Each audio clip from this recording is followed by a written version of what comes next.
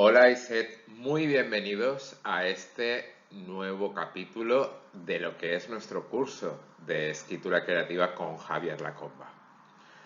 Y hoy no vamos a hablar de cosas técnicas, de cosas de estilo, de cosas de ritmo, de giros. Hoy no vamos a hablar de eso. Hoy vamos a hablar, tras haber pasado el anterior umbral de lo que es este viaje de la escritura, vamos a pasar a hablar de lo que es la práctica. Vamos a aterrizar las cosas. No podemos dejar que las ideas, que todo lo que estamos aprendiendo se queden en una nube, sino que tenemos que aterrizarlo en algo que sea tangible, en algo que sea real, en algo que nos permita progresar en nuestra novela, que nos permita, como digo, hacer la realidad. Así que vamos a hablar de lo que es la práctica, de lo que es el hábito de escribir, de lo que es el hábito de escribir de manera constante, porque un hábito es eso, la repetición de algo, de una manera, si no fija, casi fija. Es la única forma realmente de construir algo, ser constante. Y para eso tenemos que tener tenemos que estar muy conectados a nuestro propósito, a nuestro para qué. Es algo de lo que hablábamos en los primeros episodios. Tenemos que estar muy conectados a nuestro para qué. Tenemos que también, para crear un hábito, crear una identidad.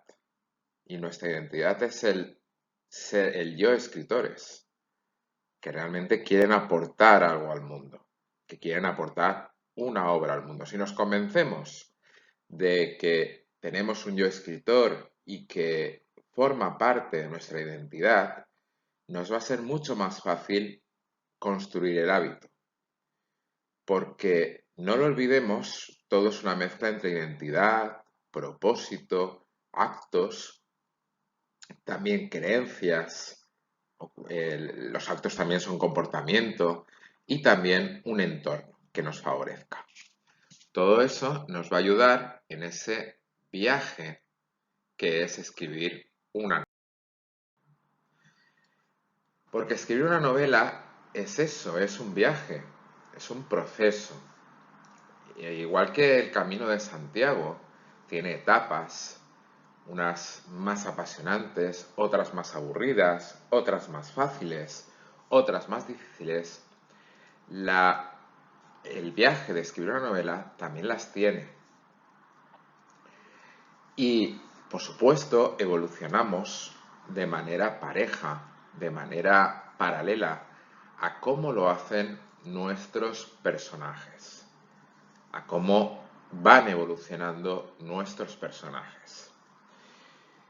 Igual que ellos aprenden, igual que ellos progresan, igual que las cosas se ponen difíciles, lo mismo nos va a pasar a nosotros como autores, porque todos estamos emprendiendo de una manera o de otra el viaje.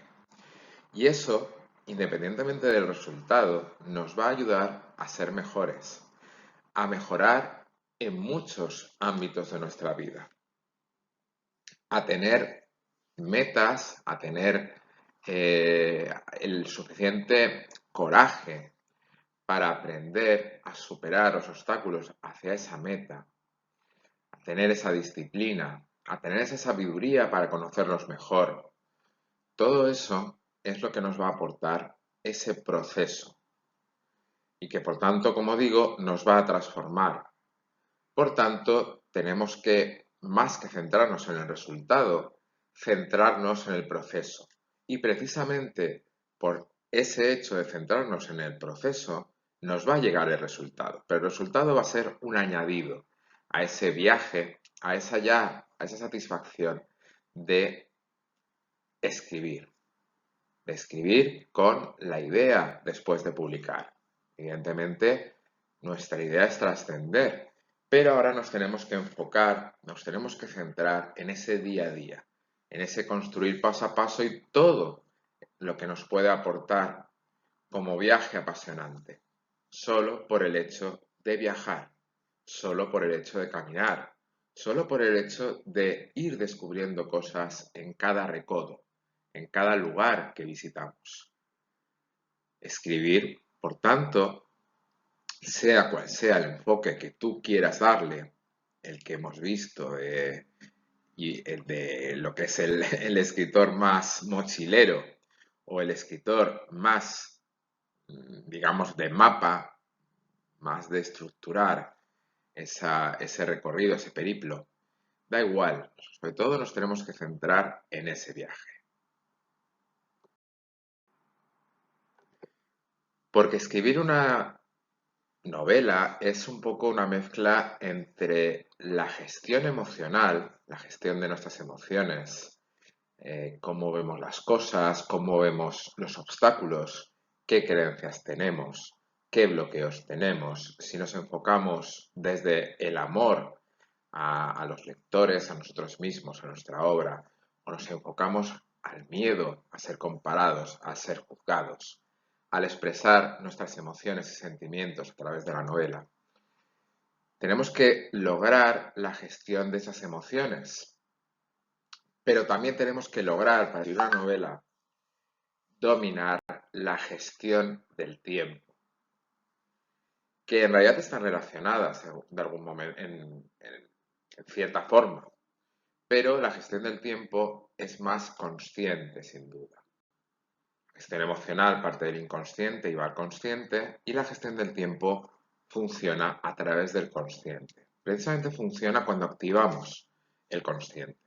Cuando sabemos, cuando empezamos a pasar de ese no tengo tiempo, es que la vida no me da, es que, ¿vale? Esos esques, cuando pasamos de esos esques a lo que es la parte de qué hago con mi tiempo, cómo racionalizo, qué hago con mi tiempo, cómo veo, qué hago. Lo gasto en redes sociales, lo gasto en realmente cosas importantes, lo gasto en mis propósitos, lo gasto en los propósitos de los demás. ¿Qué hago con mi tiempo? Digo demasiadas veces que sí cuando debería decir que no. Me doy tiempo a mí mismo, a mí misma. Todas esas preguntas nos las tenemos que hacer en general para valorar lo que es importante para nosotros y en qué gastamos nuestro tiempo, y si le podemos hacer o no un hueco a esa prioridad que queremos construir. Si habéis leído a Murakami, en esa obra que se llamaba o que se llama ¿De qué hablo cuando hablo de correr?, él compara de manera muy acertada el hecho de correr, el hecho de hacer deporte todos los días con el hecho de escribir. Y ya os digo que la comparación no puede ser más acertada, porque sin duda es la constancia, mucho más que la cantidad en sí de kilometraje o de tiempo que estemos escribiendo, lo que realmente va a marcar la diferencia. Y eso a los deportistas les ocurre exactamente igual.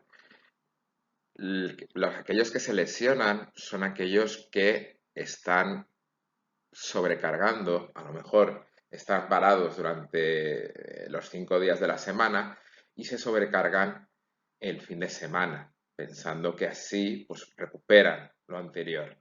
Y lo que consiguen es lesionarse, porque evidentemente los músculos necesitan una adaptación y sobre todo necesitan una presión, por decirlo de una manera, un estímulo, mejor dicho, constante en el tiempo para ayudarles a trabajar, porque si los dejamos en el dique seco, si los dejamos parados y luego abusamos de ellos pretendiendo recuperar lo que no hemos hecho, al final, pues eso, llega la sobrecarga, llegan las lesiones y llega el abandono.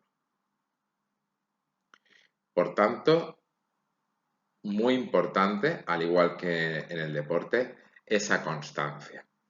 Esa constancia es la clave.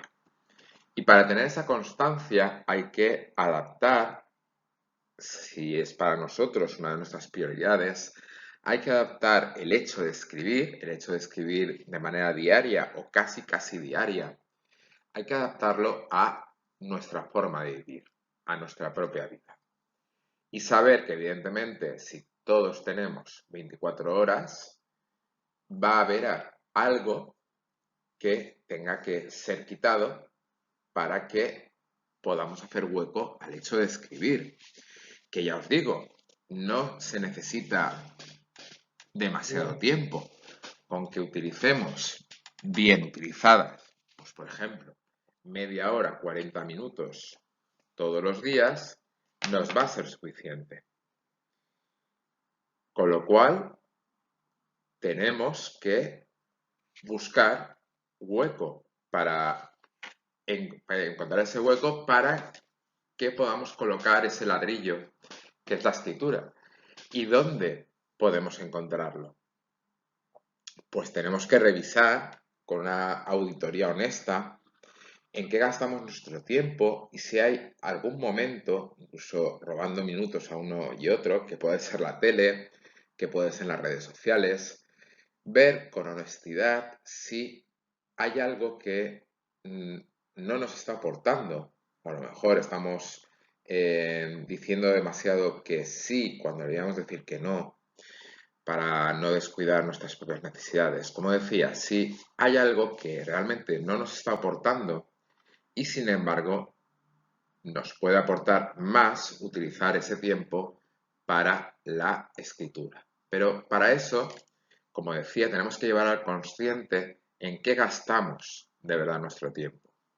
Y eso se puede hacer incluso a través de un diario en el que analicemos momento a momento, incluso hay apps para hacerlo, que analicemos momento a momento en qué estamos utilizando nuestro tiempo y si hay algo de lo que podemos prescindir. El tiempo es como el dinero, en qué lo invertimos y si tenemos retorno por esa inversión.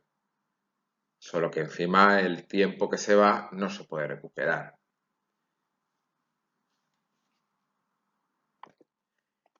Y resulta también muy relevante la comparación porque efectivamente escribir es como correr, también en el sentido de que lo que más cuesta de correr es también ese momento en el que te calzas las zapatillas, o sea, te levantas de la cama o del sofá, te calzas las zapatillas, te pones el chándal y empiezas a hacer las primeras zancadas.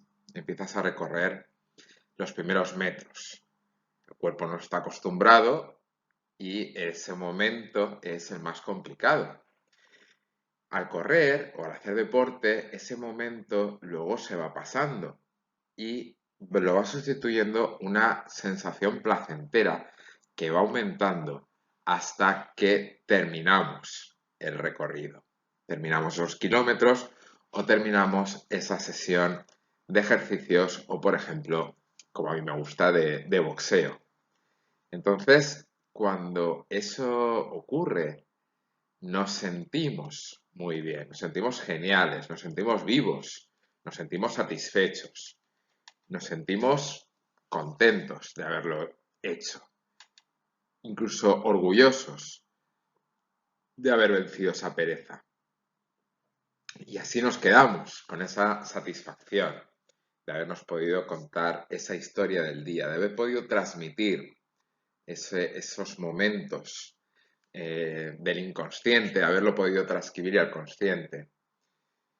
Pero también es cierto que al día siguiente, cuando nos volvamos a plantear escribir, al igual que cuando nos volvamos a plantear esa carrera, ese deporte, vamos a volver a experimentar esas sensaciones de no querer, de pereza, de procrastinación, pero que, por supuesto, podemos vencer, podemos recordar las sensaciones, anclar las sensaciones que teníamos el día anterior, con las que nos dejó esa carrera, con la que nos dejó esa parte de la historia que logramos escribir.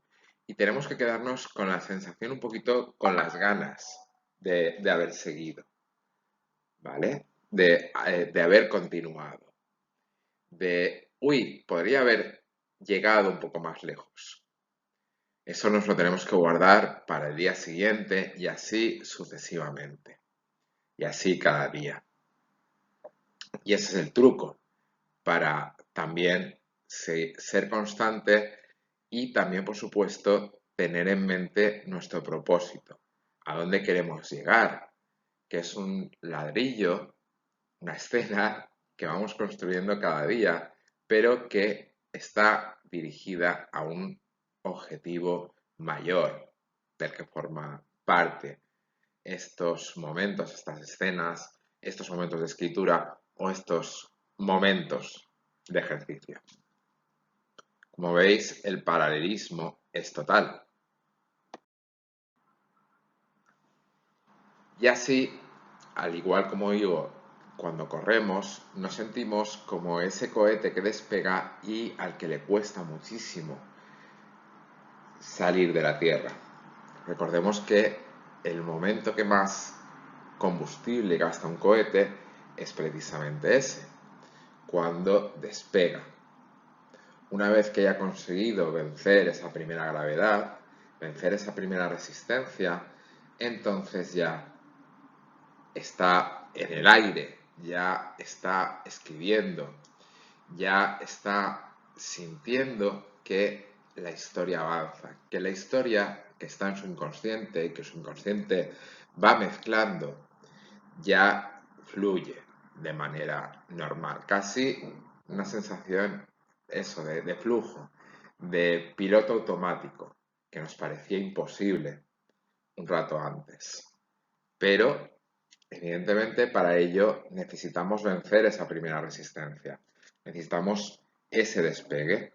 Necesitamos conectar con ese yo interior que es el que va hilvanando la historia casi sin que nos demos cuenta, pero que requiere de ese esfuerzo para poder plasmarla después en esa transcripción que hace nuestro consciente, que ya hacen nuestros dedos sobre el teclado. Y para ello también, una vez más, como decía al principio, tenemos que tener muy claros nuestros objetivos. Y nuestro primer objetivo, nuestro objetivo prioritario, y después todo lo demás va a venir con él, va a ser escribir todos los días. Y digo todos los días.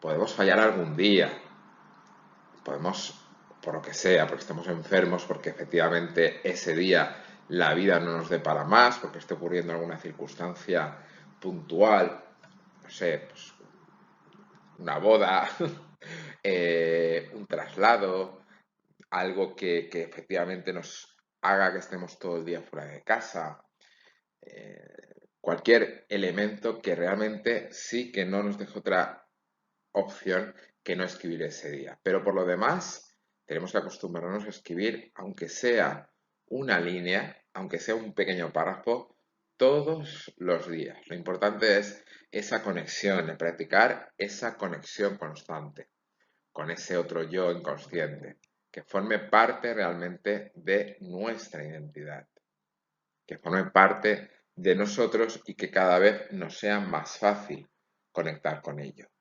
Porque si no se pierde, si ese músculo no se trabaja, se va a perder de manera irremediable.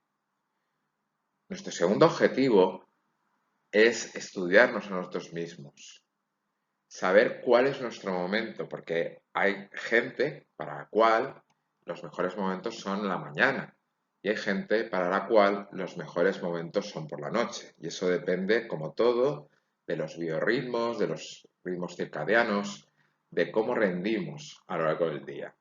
Algunos somos búhos, otros somos alondras, y hay búhos que se transforman en alondras o a lo mejor en algo que está entre ambos.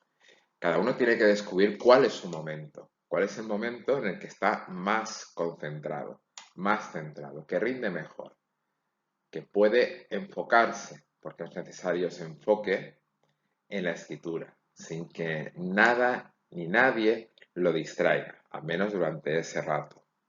Por tanto, hay que analizar, hay que probar y fallar y volver a probar hasta dar con ese momento que es el más adecuado, en ese momento en el que nosotros nos sentimos más cómodos y mejor escribiendo.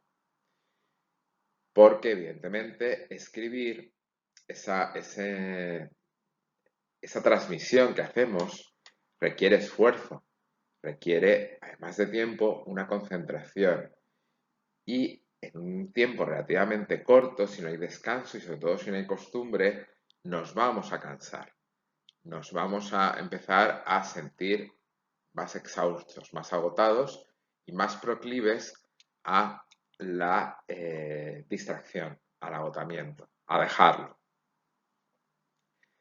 Y ver, aparte del momento, cuál es nuestra extensión, cuál es nuestra extensión de tiempo, o mejor, de palabras. Yo prefiero calcularlo por palabras aproximadas, que podemos rendir cada día, siendo, como digo, realistas con nuestro tiempo y con nuestra energía mental. Una vez ya sabemos cuál es nuestro mejor hueco. Y una vez ya tenemos esos objetivos, nuestro tercer objetivo, si no podemos cumplir, o sea, si ya el primero y prioritario es la constancia, de escribir todos los días. El segundo, en intentar en ese hueco diario escribir esa extensión determinada. Y si no podemos esa extensión determinada, al menos, volviendo al primer objetivo, escribir aunque sea una línea. Pero siempre dentro de esos dos parámetros. Dentro de esos dos objetivos principales. Y por supuesto, una vez ya nos podemos escribir, y eso ya va a depender del carácter, hay que empezar a ver el método a través del cual vamos a desarrollar nuestro hábito. Y entonces es cuando nos consideramos el tema del mapa y el tema de la brújula.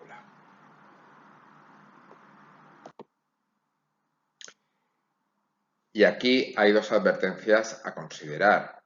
Por un lado, hay que tener en cuenta que un método no es mejor que el otro, no es necesariamente mejor que el otro. Es lo que mejor se adapte también a nosotros, porque va a depender incluso de nuestro carácter o de nuestra forma de ver el mundo. Igual que no funciona igual la cabeza, la mentalidad, esto es así, de alguien que estudia letras o alguien que estudia ciencias. Pero tanto alguien que estudia letras como alguien que estudia ciencias, pues pueden ser ambos buenos escritores.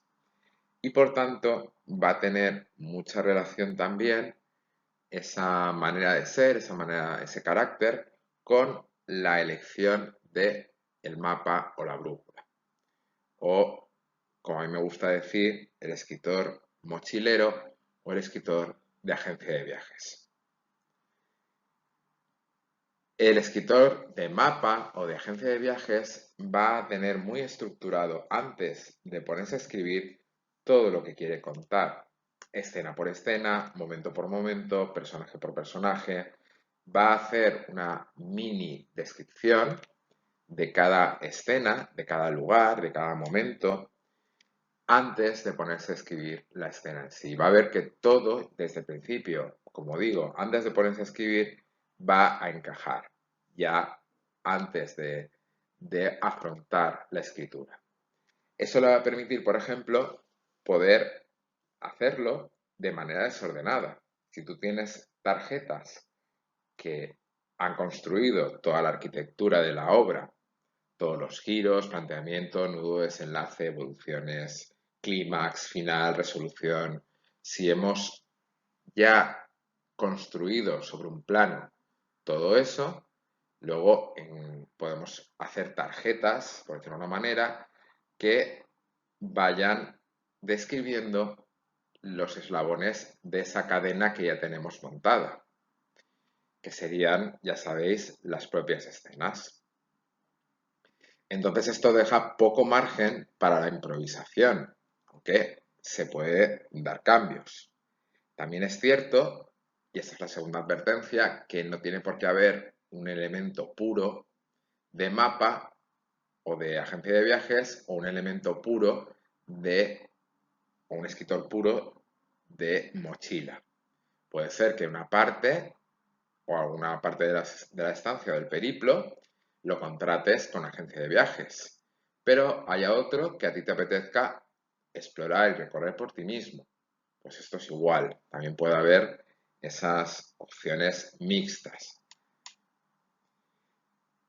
Y en la técnica de brújula se acercaría más, como digo, a ese billete abierto de ida, ese billete flexible de vuelta, ciertas etapas que a lo mejor sí que tenemos claro que queremos visitar y paradas técnicas a reflexionar sobre hacia dónde vamos, incluso a mitad de la obra o en cualquier punto. Pero esto es todo más sobre intuitivo, sobre la marcha. Y esas paradas técnicas a reflexionar, por ejemplo, es sentarte con un folio en blanco, así escribir en líneas generales hacia dónde va la obra a partir de ese punto. Porque sí que es cierto que tienes un mayor riesgo cuando eres ese tipo de escritor de, si no sabes parar a tiempo, si no eres consciente de ello, empezar a dar vueltas sin saber muy bien a dónde vas. Aunque si tienes claro ese final, ese destino final, aunque sea flexible, esto va a ser más difícil, pero también puede pasar. Entonces, los escritores de brújula, entre los que yo me incluyo, por ejemplo, pues nos sentamos y establecemos ciertas líneas maestras que luego, ya digo, pueden cambiar, pero sí que nos pueden ayudar a salir de ciertos baches, a salir de ciertos momentos que no sabemos muy bien hacia dónde ir. Y luego, por supuesto, tanto uno como otro, especialmente el de brújula, porque esa primera escritura va a salir más de las tripas, pues en las revisiones vamos a perfeccionar, vamos a cincelar, vamos a trabajar más, sobre todo nosotros, los de brújula, con la cabeza. Vamos a revisar ya con la cabeza, no con las tripas, no con las sensaciones, no con las emociones, sino viendo que todo sea coherente, que todo funcione, que las escenas encajen, que no haya nada que sobre o que no haya nada que falte. ¿Vale? Eso también es necesario hacerlo en esa segunda fase. Y en el caso de los escritores de mapa o de agencia de viajes, pues eso ya estará más hecho. Probablemente tengan que revisar menos, o sea, ya algo más acabado. En todo caso, a lo mejor tendrán que pulir el estilo, pero lo que son los elementos de la propia historia, pues normalmente ya estarán más trabajados.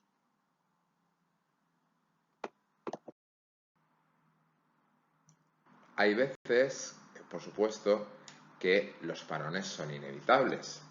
Hay veces que por un tiempo prolongado no podemos escribir por una enfermedad o por ejemplo, esto es muy típico, haces una obra, la terminas y evidentemente pues si encima trabajas y tienes que empezar las presentaciones, empezar a promocionar la obra, pues necesitas un tiempo que vas a tener que, digamos, será tu tiempo de literatura, pero el tiempo de escritura pues lo vas a dejar un poco de lado. Por eso lo que hay que hacer es aprovechar todo el tiempo que tenemos y una vez terminada la obra, mientras esperamos esa fase de publicación, pues empezar con la siguiente y eso que tendremos adelantado.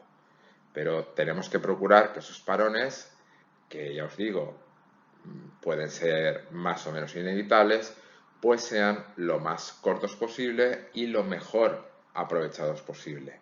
Y aprovechar otros momentos para continuar, para seguir evolucionando y seguir adelantando la obra. Eso es lo que tenemos que hacer en esos parones que ya os digo que son inevitables muchísimas veces, pero tenemos que procurar que sean lo más cortos posible.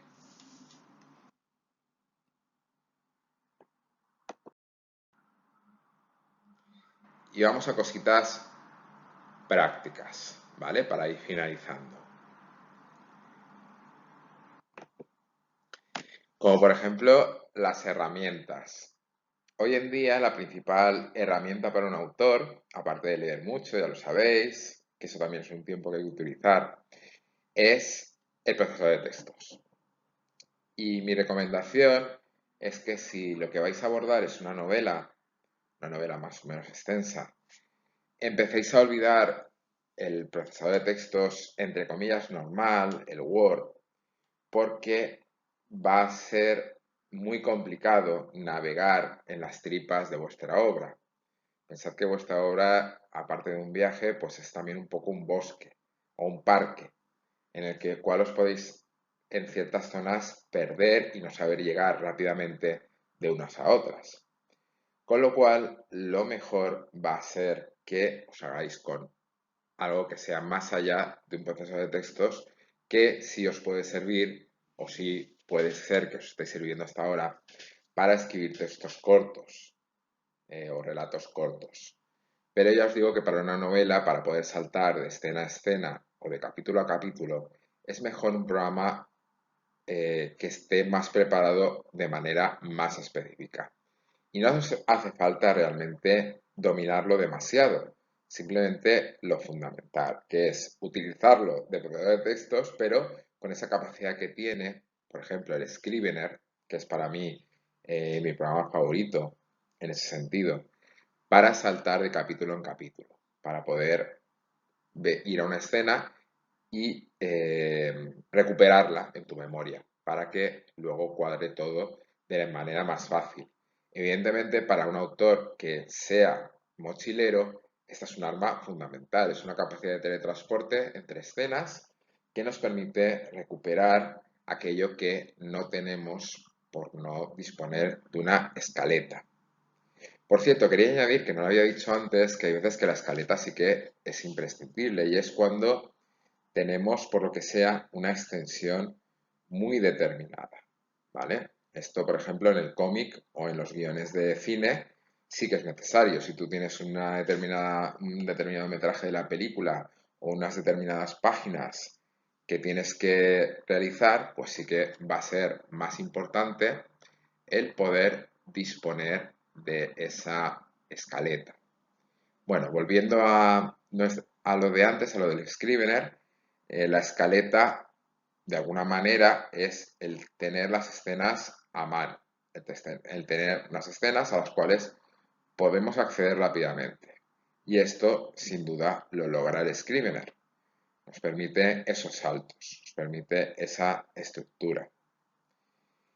Así que el Scrivener conviene que os lo descarguéis en el ordenador y que lo conectéis, y así lo permite el propio programa, a vuestra cuenta de, por ejemplo, Dropbox. Con lo cual así tendréis una copia de seguridad. Sabéis que Dropbox puede ser gratuito hasta un determinado espacio. Con lo cual os va a venir muy bien para tener esa copia en la nube de vuestra obra contra circunstancias imprevistas y que son una auténtica desgracia, perder información o perder una parte o incluso la totalidad de ese libro que estás escribiendo. El Scrivener también se descarga, pero hay que pagar una sola vez. Creo que estaba en unos 35 euros y ya tienes esa licencia de manera perpetua, ¿vale? Existe versión de Scrivener en en Windows y también en Mac. Existen versiones en ambos sistemas operativos. Creo que para Android no. Creo que para Android hay que buscar otras alternativas. Pero para Mac y Windows sí que hay versiones, ¿vale? De Scrivener. Y así iremos progresando en ese viaje hasta ese momento que es realmente el que más vértigo nos da, que es el final de la novela. Ese momento en el que al menos hemos construido esa novela lo suficiente como para empezar a pensar en darle ese carpetazo.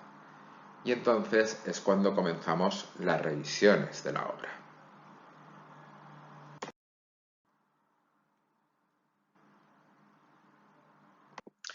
Y bueno, he adelantado la diapositiva sin querer, pero quiero que os quedéis con ese concepto de que no podemos, evidentemente es necesario la revisión, ya lo vimos, pero no podemos estar revisando eternamente.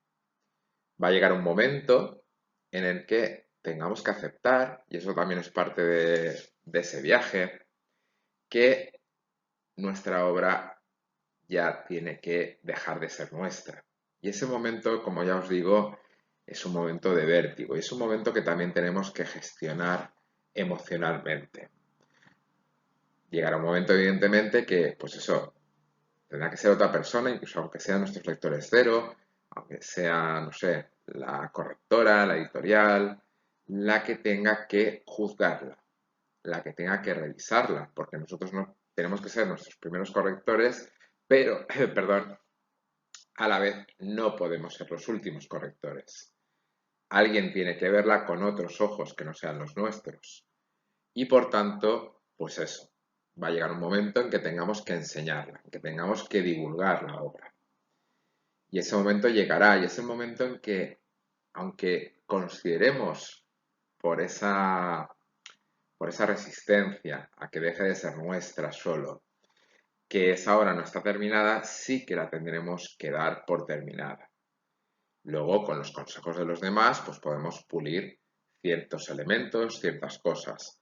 Pero sí que, repito, va a llegar un momento en que la tengamos que dar por terminada después de las revisiones que consideremos honestamente que le puedan hacer falta y ya tenga que ser del mundo. Especialmente cuando en un futuro esa obra se publique. Pues todavía va a ser menos nuestra y va a ser más del resto del mundo. Y conllevará lo que tantas veces vimos, que luego pase por el filtro de muchas vidas, muchas experiencias, muchas memorias, muchas preferencias, pero eso es algo que tenemos que aceptar como inevitable. Que no es malo, sino bueno, es aquello para lo cual hemos creado nuestra novela. Es realmente el modo de que cumpla su propósito. Eso es como el síndrome del nido vacío. No queremos que los vástagos se vayan, pero tienen que cumplir también su propio propósito en la vida. Pues de alguna manera esto es igual. Por tanto, recordad, las obras no se terminan, sino que se dan por terminadas. Y aquí llega la propuesta, las preguntas que he ido un poco adelantando a lo largo de la lección. Y es tener muy claro el propósito de escribir esa obra, el para qué, esa obra larga me refiero.